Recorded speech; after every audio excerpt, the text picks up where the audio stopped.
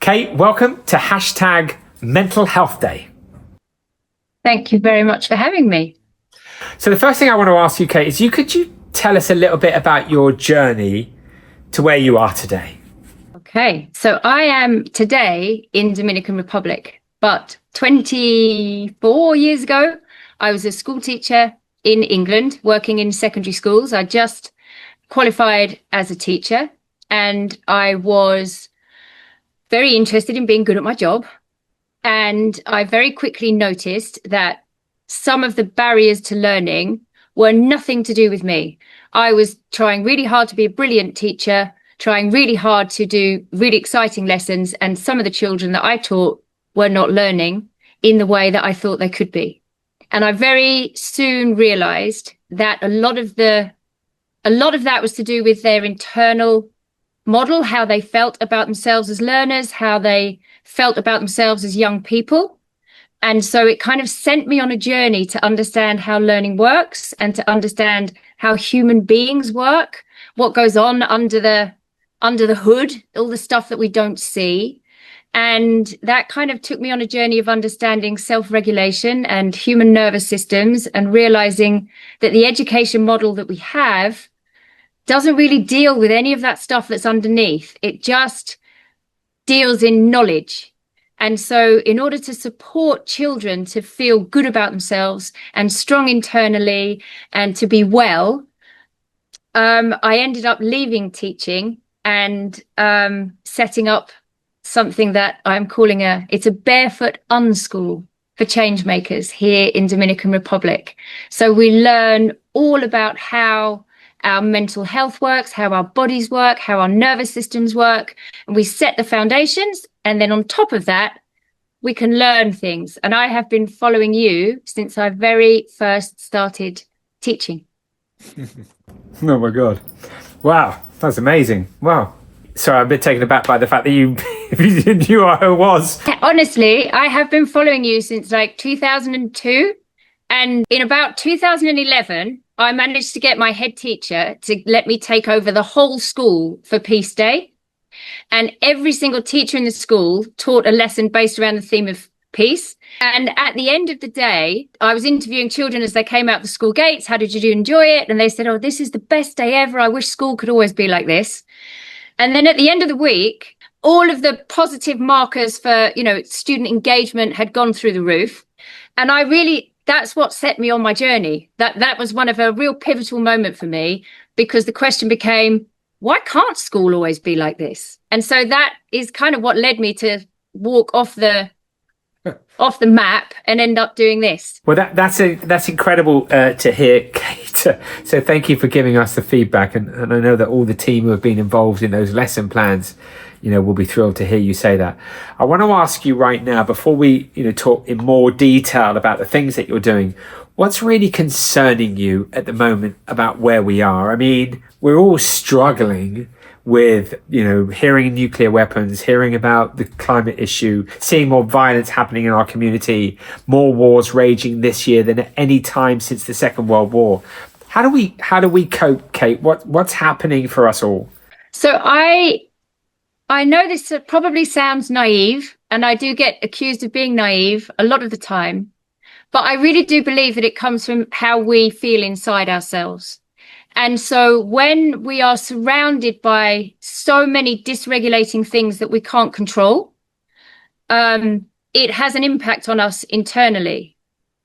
But if we can learn how to manage how we feel inside ourselves, so all of that kind of jagged energy that's coming in towards us, if we can learn how to neutralize that internally and then send out a different vibration that's calming. So it's what's called co-regulation. So we get dysregulated by others, but we can also become regulated by others. If there are enough people in the world who can co-regulate the people around them, I genuinely believe that we can turn that around, that we can create peace by being peaceful. And so that's what drives me. That's what still drives me after 20 years as an educator, watching it get worse, watching children inside schools become more pressured, less happy. I really think that this is something that we can all do. It's also doable, it's learnable, it's transferable, it's something that we can share. So that's what I'm doing. Well, yeah, that's very interesting, because it's, I was thinking when we were preparing this experience to raise awareness of people like yourselves, and of course the day, that, this sort of phrase of, if we want world peace, we need to start with inner peace. That's in fact what you've just stated. I mean, if we ourselves, can turn that negative into a positive and then put that out into the world, then that can have an impact on others. I think that's what you're saying, right? Yeah. And it sounds really simplistic, like there are bigger things at play and we need to deal with the big things, but often we can't deal with the big things. We're just a small person, and that begins to make us feel helpless. And that has a really negative impact on our mental health. So understanding that you can't always control everything that's going on around you, but you can control how you respond to what's going on around you, that's empowering. And you can respond to the people around you. And then that empowers your little group. And that little group interacts with another little group, and it spreads. It's not easy, but it is doable. And I think that's important to know, that there is something that we can all do every day that is putting some positivity into the world. Wonderful. Can I ask you to tell me a little bit more? I mean, it's amazing that you were an educator and that you saw something that made you want to then sort of stay within the education world, but kind of go deeper, perhaps, and help others, which would then in turn be supportive of a more peaceful and sustainable world. Talk to me a little bit more about the detail of what you're actually doing and how people can get involved. So I have an organization that I co-founded called the Human Hive, and we train individuals and organizations in practices that will make for a more self-regulating environment. So we work with, like, the police force. How do they interact with young people who are troubled? How do we de-escalate? How do we manage those situations? We work with teachers who work with students. So it's all about understanding what's underneath the behavior, right? Underneath the behavior that you see, there are always feelings. And the reason for those feelings is some kind of stimuli. And as soon as you can separate the behavior from the person, you can stay in relationship with them. And so that's two children in a playground. That's a boss and employee. That's a policeman and a young person struggling on the street. That's people who run whole countries. As soon as we can start to see the human behind the behavior and ask ourselves what's making them behave in that way, we can stay in relationship with them and then hopefully not end up with the whole world at war. And again, I know that sounds naive, but that I really do believe that that's how it works. And so the Human Hive, you can, wherever you are, whatever you're doing, you can take the training as an individual just because you want to be in relationship better with your family.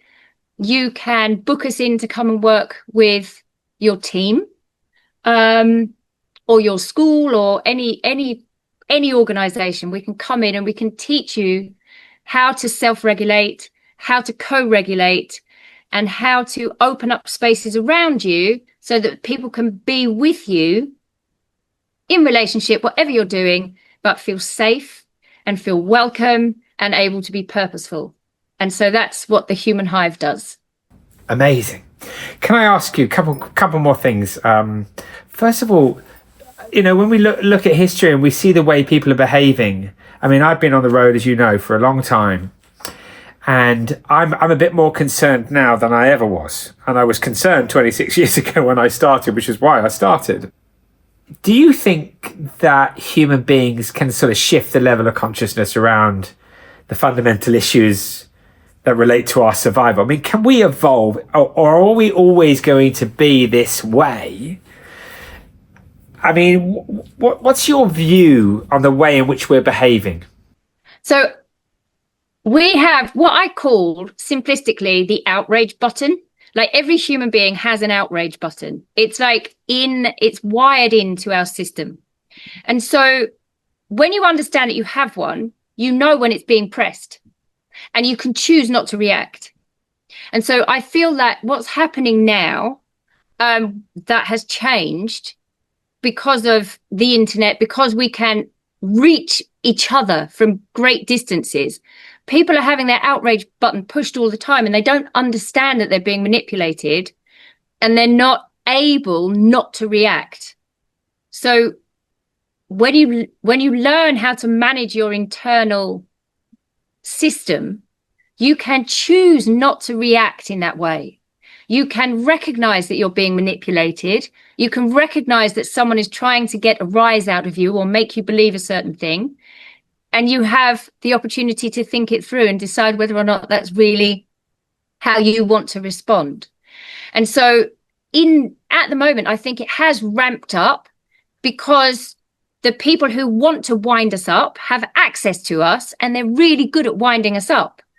But all we need to do is learn how to not be impacted in that way, and we can hold it at bay. Yeah. Okay. So I'm trying to think to myself, I'm thinking, well, how do we, okay, so we've got an outrage button, and we're all realizing we've got one. We get some skills, we get equipped to notice when it's being pushed. And then, of course, there won't be so much anger and violence out there in the world. So how do we then get everybody to understand that? What is the solution?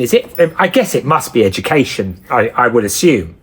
That's what I always come back to. So whenever I go off down the rabbit hole, I come back to education. And so I set up a whole program inside mainstream secondary schools in the UK. And I wrote a book about it. But I still felt that wasn't enough. So I ended up opening my own alternative to school, which is how I've ended up here in Dominican Republic. And I teach it to whole families, and it's called the Hive. So it's like a cross-pollination model. You come and learn it, and then you go away and you teach it to everyone you know, and then they teach it to everyone they know. And so the idea is that it will spread much more quickly through children, because they still get it. They still care about the world. They still care about animals and peace and beauty in the world. They're not so jaded. So that's where I've focused all my attention now, is on trying to teach this to children while they're still young enough, so they grow up really strong and much less easy to manipulate. Yeah, fantastic. Well, as you know, and that's like the motivation for the work that I've been doing for these 26 years, and I'll continue till I fall, is all about, outputting, isn't it? It's about putting constructive narrative into the world that informs, inspires, and engages. And that's what you're talking about with the Hive. If you can inform, inspire, and engage with information, and those people can then go out there into the world and tell others, then you create something called behavioral change, don't you? And that behavioral change is what manifests measurable impact. So you and I are completely on the same page with that, and that's fantastic to hear you talking about it. So if anybody wants to find out more, I certainly do. But if for anyone who wants to find out more, where do they go? What can they read? How can we find out more? So the humanhive.org is a website, and that's all about individuals and organizations. And then if you're a family and you want to bring your children to see this really actually working, you can come here to the Dominican Republic and bring your children to the Hive, and that's thehiveadventure.com. Again, it's a website. There's a few podcasts out there that I've done over the years. The Human Hive podcast, there's a couple on there. But yeah, I'm here. Well, you take care. It's really, really nice to meet you. You've really inspired me today. Thank you for everything that you're doing, and good luck. Thank you very much. I'm so glad that I saw your videos 20 some years ago, because I'm not sure that I would be here doing this today if I hadn't experienced the impact that I experienced back then. So keep going. Thank you.